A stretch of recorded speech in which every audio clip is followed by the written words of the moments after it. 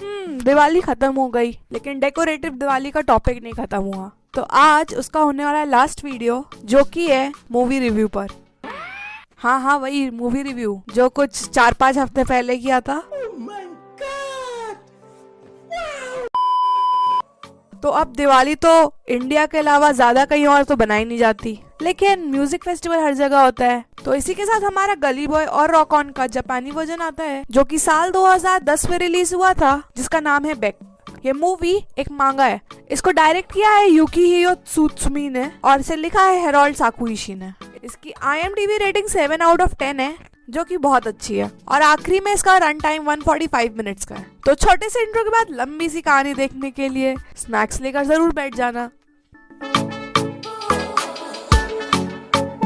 कहानी की शुरुआत एक 16 साल के बच्चे को दिखाते हुए होती है, जिसका नाम क्योंकि था। वो अपनी स्कूल लाइफ से बहुत बोर हो चुका होता है और कुछ हटके करना चाहता था। अब क्योंकि ही ऑडियंस को कहानी नरेट करना शुरू करता है। सीन शिफ्ट होता है और हमें दिखाया जाता है कि क्योंकि को कुछ बच्चे परेशान कर रहे होते हैं, जो कि ह्योदो बैंड के मेंबर होते हैं। वो शांति से वहां से चला जाता है और हम ऑडियंस को कहानी नरेट करना शुरू करता है कि कैसे वो एक बोरिंग जिंदगी से एक रॉकिंग जिंदगी में आ पाया। और यहाँ पे मूवी की शुरुआत होती है। हम देख पाते हैं कि क्योंकि एक मार्केट से गुजर रहा था कि तभी उसकी नजर एक साइड पे पड़ती है, जहाँ पे कुछ लोग एक डॉगी को परेशान कर रहे थे। वो जाता है और उस डॉगी को नीचे उतारता है, जिसके चलते वो लोग उसे भी परेशान करने लगते हैं। तभी वहाँ पे एक इंसान आता है और उन लोगों को गन पॉइंट करके क्योंकि से माफी मांगने के लिए कहता है। लेकिन मेंबर्स समझ जाते हैं कि गन नकली थी, जिसके चलते उस इंसान को बहुत पीटते हैं। उस इंसान का नाम रियोसुके था, जो कि उस डॉग जिसका नाम बेक था उसका ओनर होता है। उसको तभी एक फोन कॉल आती है और भाग करके चला जाता है। उसके पीछे पीछे क्योंकि भी गया था और हमें पता चलता है रियोसुके एक बैंड का मेंबर है। वहाँ पे पहुंचते ही संग रियोसुके और एजी में फाइट हो जाती है, क्योंकि एजी चाहता था कि सब अपने बाल ब्लॉन्ड करा ले, जिससे ग्रुप सिमिलर लगे। लेकिन रियोसुके ने नहीं कराए थे, जिस वजह से इन लोग में अच्छी नहीं पड़ रही थी। कॉन्सर्ट शुरू होता है और एजी और रियोसुके में एक अलग ही कॉम्पिटिशन होने लगता है। और इसी कंपटीशन के चलते चलते रियोसुके गलती से मेन बोर्ड पे पैर मार देता है, जिससे पूरा का पूरा कॉन्सर्ट वहीं पर ही रुक जाता है और एजी रियोसुके को बैंड से हटा देता है। और रियोसुके ये प्रॉमिस करता है कि वो उससे भी ज्यादा अच्छा बैंड बनवा कर दिखाएगा। रियोसुके बाहर आता है तो बेक को क्योंकि के हाथ में पाता है। वो क्योंकि को अपने साथ घर ले जाता है और वो क्योंकि को famous American band Dying Breed का गाना सुनाता है। उस गाने को सुनकर रियोसुके की बहन माहो उसको शांत कराने के लिए बाहर आती है। वो रियोसुके को शांत कराकर वापस अंदर मांगा पढ़ने चली जाती है और उसकी मदद करने के रिटर्न में वो क्योंकि की मदद करने के लिए पूछता है, जिसके चलते क्योंकि बताता है कि उसे भी गिटार सीखना है और वो इससे गिटार सिखाने के लिए पूछता है, जिसके चलते रियोसुके उसे विंटेज गिटार देता है, जिससे वो कभी भी प्रैक्टिस करके सीख सके। सीन शिफ्ट होता है और हमें सुबह का टाइम दिखाया जाता है, जब रियोसुके अपनी क्लास में गाने सुन रहा था कि तभी वहाँ पे ह्योदो ग्रुप के मेंबर्स आते हैं और उसे खाने का सामान लेने के लिए भेजते हैं। वो चला भी जाता है। उसको कल का कॉन्सर्ट का बजा हुआ गाना और भी तेज आवाज में सुनना था, जिसके चलते वो अनाउंसमेंट वाले कमरे में घुस जाता है और वहाँ पे स्पीकर पे गाना लगा देता है, जिसके चलते हर क्लास में अनाउंसमेंट की जगह वो गाना बजने लगता है और सारी टीचर्स उसकी तरफ दौड़ी दौड़ी आती है उसे रोकने के लिए। लेकिन वो गेट बंद कर चुका था और कोई भी उसे रोक नहीं पाता। अब सीन शिफ्ट होता है और हमें दिखता है कि रियोसुके घर जा रहा था कि तभी वहाँ पे एक लड़का आता है। वो क्योंकि की तारीफ करने लगता है कि उसने डाइंग ब्रीड नामक एक बैंड का गाना बजाया और वो उसका डाई हार्ड फैन है। उस लड़के का नाम साकुराई था और वो नया नया ही स्कूल में आया था। वो क्योंकि का दोस्त बनने की भी कोशिश करता है, लेकिन ऊपर से ह्योदो बैंड के मेंबर्स क्योंकि पे नजर रखे हुए थे, जिसके चलते क्योंकि साकुराई को भी दूर रहने के लिए कहता है। फिर सीन शिफ्ट होता है और क्योंकि को दिखाया जाता है, जो कि गिटार की प्रैक्टिस करने की कोशिश कर रहा था। वहाँ पे ह्योदो बैंड के मेंबर्स आते हैं और उसे परेशान करने का प्लान बनाने लगते हैं कि तभी वहाँ पे साकुराई आ जाता है और उन सबको बहुत मारता है, क्योंकि वो साकुराई का रास्ता रोके खड़े थे। फिर वो क्योंकि के पास जाता है और क्योंकि को सीडी देता है।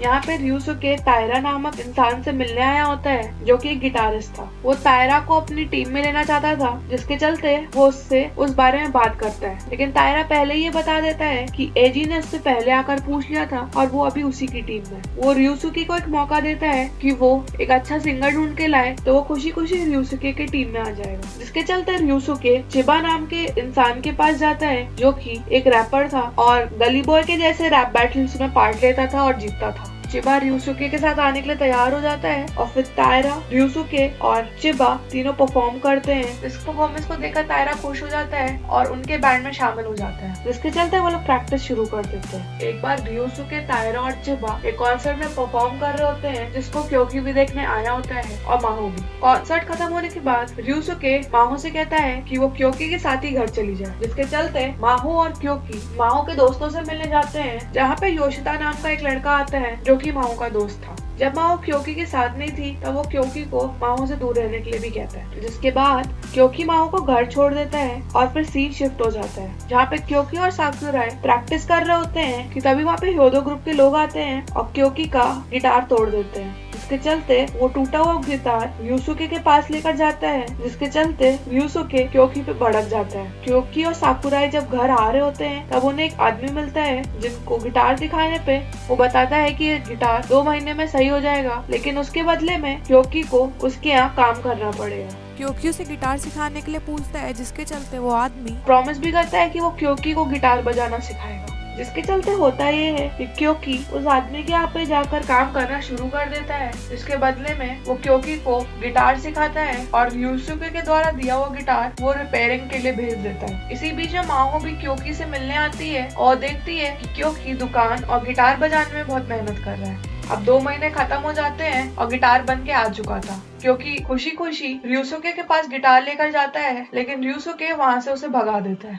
क्योकी के साथ में साकुराई और माहो भी आए थे, तो माहो और साकुराई ryusuke को बताते हैं कि उसने बहुत मेहनत करी है इन सबको ठीक करने में। नेक्स्ट सीन में हम लोग देख पाते हैं कि जब क्योकी घर आ रहा था तो ह्योदो ग्रुप के मेंबर्स उसे फिर घेर लेते हैं और उसे पीटने जाते हैं, कि तभी वहाँ पे ryusuke, तायरा, चिबा, माहो और साकुराई आते हैं और ryusuke को बचाकर वो लोग उसे स्टूडियो ले जाते हैं। यहाँ पे ryusuke क्योकी की गिटार सुनता है और उसे टीम में लेने का फैसला करता है। यहाँ पे इन लोग को एक ड्रमिस्ट की भी जरूरत थी, जिसके चलते वो लोग साकुराई को टीम में ले लेते हैं। कुछ दिन के प्रैक्टिस के बाद कॉन्सर्ट आता है, जहाँ पे क्योकी पहली बार कॉन्सर्ट में जाने से डर रहा था। वो अपने हाथ पे म्यूजिकल नोट्स लिख लेता है, लेकिन तब भी वो अच्छा नहीं बजा पाता। वो घर आकर के कॉन्सर्ट की क्लिप चेक करता है और अपनी बुरी परफॉर्मेंस देखकर प्रैक्टिस करने बैठ जाता है। अब कुछ समय बाद ये पता चलता है कि डाइंग ब्रेड के मेंबर्स जापान आ रहे हैं और शायद से ryusuke से मिलने भी आए, एज ryusuke डाइंग ब्रेड के एडी का दोस्त था, जिसके चलते ryusuke एक नया गाना बनाता है और सभी मेंबर्स को सुनाता है। उसको सुनने के बाद तायरा कहता है कि चिबा की आवाज को परफेक्ट नहीं हो रहा, एज वो एक रैपर है, जिसके चलते क्योकी अपने आप को रखता है कि वो उसे गा सकता है। जिसके चलते जब क्योकी गाना गाता है तो उसके गाने में सब इतना डूब जाते हैं कि चिबा के सिवाय सबको म्यूजिक फेस्टिवल का विजन आता है और ये गाना क्योकी के लिए फाइनल हो जाता है। अब कॉन्सर्ट का दिन आता है और 10 मिनट पहले ryusuke सभी मेंबर्स को बताता है कि डाइंग ब्रेड का एडी भी कॉन्सर्ट को देखने आएगा, जिसके चलते जब वो लोग परफॉर्म करने जाते हैं तो वहाँ पे ऑडियंस डाइंग ब्रेड के एडी का वेट कर रही थी और उसके आते ही संग हर जगह शोरगुल मचना शुरू हो जाता है। तभी वहाँ पे ryusuke गाना बदलने को कह देता है और क्योकी गाना शुरू करता है। उसकी आवाज सुनकर ऑडियंस के साथ साथ डाइंग ब्रेड के मेंबर्स भी हिल जाते हैं और उसकी सब बहुत तारीफ करते हैं। नेक्स्ट सीन में हमें दिखाया जाता है कि एजी एक दूसरे प्रोड्यूसर रान के साथ मिल चुका है और वो डाइंग ब्रेड के साथ परफॉर्म करेगा। अब डाइंग ब्रेड का कॉन्सर्ट आता है और डाइंग ब्रेड के परफॉर्मेंस के बाद जब एजी गिटार लेने के लिए आता है तभी डाइंग ब्रेड का कोई एक मेंबर गिटार पे आग लगा देता है और सबसे कहता है कि एजी के गाने ज्यादा अच्छे हैं नहीं, और उसकी जगह क्योकी और ryusuke जो कि कॉन्सर्ट अटेंड करने आए थे उनको स्टेज पे इनवाइट करता है, जिससे वो लोग परफॉर्म कर सके। और ऐसा होता भी है, वो लोग स्टेज पर आते हैं, परफॉर्म करते हैं और हर जगह तालियों की गूंज सुनाई देने लगती है। कॉन्सर्ट खत्म होने के बाद एडी ryusuke से गिटार मांगता है, जिसके चलते ryusuke थोड़ा टेंशन में आ जाता है और एडी से पूछता है कि कहीं वो फंस न जाए, लेकिन एडी बिना सोचे समझे ryusuke के गिटार को साथ में ले जाता है। इस पूरे कॉन्सर्ट की रिकॉर्डिंग माहो कर रही होती है और वो किसी एक सोशल मीडिया साइट पर डाल देती है, जिसके चलते म्यूजिक फेस्टिवल की सीईओ आती है और उन लोग से परफॉर्म करने के लिए पूछती है, जिसके चलते वो खुशी खुशी हामी भर देते हैं। अब म्यूजिक फेस्टिवल में जाने से पहले इन लोग को एक सीडी लॉन्च करनी थी और इनके पास इतना पैसा होता नहीं है ये लोग सीडी लॉन्च कर सके, जिसके चलते वो लोग नौकरी करना शुरू कर देते हैं। जैसे चिबा वेटर का काम करता है, ryusuke वही फिशिंग का काम करता है, तायरा ट्रैफिक कंट्रोलर का काम करता है और क्योकी वही अंकल के यहाँ जाकर के काम करता है। इतनी मेहनत के बाद सीडियाँ बन जाती हैं और पब्लिश भी हो जाती हैं। इन सब से ryusuke तक खुश था कि तभी एडी का फोन आता है और एडी बताता है कि उस गिटार गिटार के सर्वे के लिए उसके घर पे रेड पड़ चुकी है। अब यहाँ पे हमें गिटार और बेक की पास्ट की बात बताई जाती है। हमें दिखाया जाता है कि उस टाइम सनी बॉय नाम का एक फेमस सिंगर था जो कि इस म्यूजिकल गिटार को बजाता था। एक बार उस पे गोली चली जिसके चलते म्यूजिकल गिटार में छेद हो गए और उसके बाद से अता पता नहीं है। उस टाइम एडी और र्यूसु के बच्चे हुआ करते थे और एक बार वो लोग कहीं जा रहे होते हैं कि तभी उन्हें कार में से बेक और वो म्यूजिकल गिटार मिलता है। वो लोग उसे उठा करके रफू चक्कर हो जाते हैं। उसके बाद से उसको American famous producer Sen lion और उसके आदमी उसे ढूंढ लेते हैं। अब कहानी वापस से प्रेजेंट में आती है और हमें दिखता है कि सेन लॉयन और उसके आदमियों को उस सोशल नेटवर्क से पता चल चुका था कि ये गिटार यूसुके ने उठाया है। इसके चलते वो और उसके आदमी उसके घर आते हैं और उसे किडनैप कर लेते हैं। वो लोग फिर उसे सनी बॉय के पास ले जाते हैं जो कि अभी भी जिंदा था। अब यूसुके को यहाँ पे पता था कि वो लोग उसे मार देंगे, जिसके चलते वो लोग से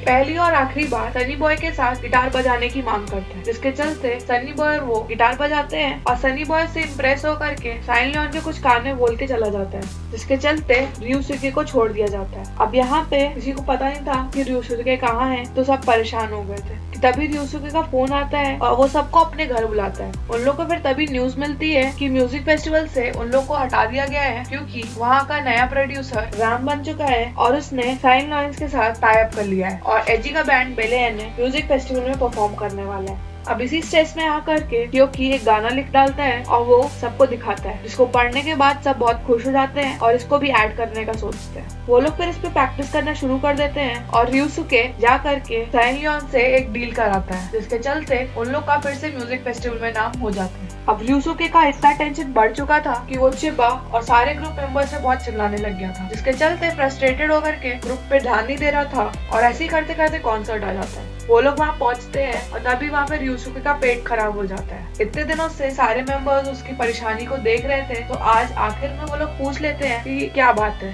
जिसके चलते र्यूसुके उन्हें बताता है कि उसने सेन लॉयन से एक डील करी है कि अगर वो लोग अपने स्टेज पर बेले आने और साइमन से ज्यादा लोग नहीं इकट्ठा कर पाए तो र्यूसुके आजीवन सेन लॉयन का नौकर बन के रह जाएगा। इस सब को सुनने के बाद सारे मेंबर्स बहुत टेंशन में आ जाते हैं और बातों बातों में र्यूसुके चिबा से कह देता है कि तुम्हें रिविजन इसलिए नहीं आ रहे क्योंकि तुम इसे डिजर्व नहीं करता, जिसके चलते चिबा वहाँ से गुस्से में चला जाता है और उसे ढूंढने तायरा, यूसुके और साकुराई जाते हैं, लेकिन चिबा उन्हें नहीं मिलता और यूसुके का भी कोई अता पता नहीं था। जब फेस्टिवल की सीईओ उनसे पूछने के लिए आती है कि वो लोग तैयार है कि नहीं, तब तायरा, क्योकी और साकुराई मना कर देते हैं आज उनके बैंड के 2 मेंबर्स गायब थे। सीईओ ने बहुत समझाती है, जिसके चलते क्योंकि अकेले ही बैंड में कॉन्सर्ट में परफॉर्म करने का सोचता है। वो कॉन्सर्ट में चला जाता है और गिटार बजाना शुरू करता है। बाद में तायरा और साकुराई भी उसे ज्वाइन करते हैं। यहाँ पे हमें क्योकी का दिखाया जाता है कि क्योकी से मिलने सेन लॉयन आया था और सनी बॉय ने र्यूसुके के लिए एक चिट्ठी भिजवाई थी, जिसमें सनी बॉय ने र्यूसुके को अप्रिशिएट किया था और उससे आगे ऐसे ही कंटिन्यू करने के लिए कहा था। इन सबको पढ़ने के बाद र्यूसुके बहुत मोटिवेटेड फील करता है और कॉन्सर्ट में परफॉर्म करने के लिए चला जाता है।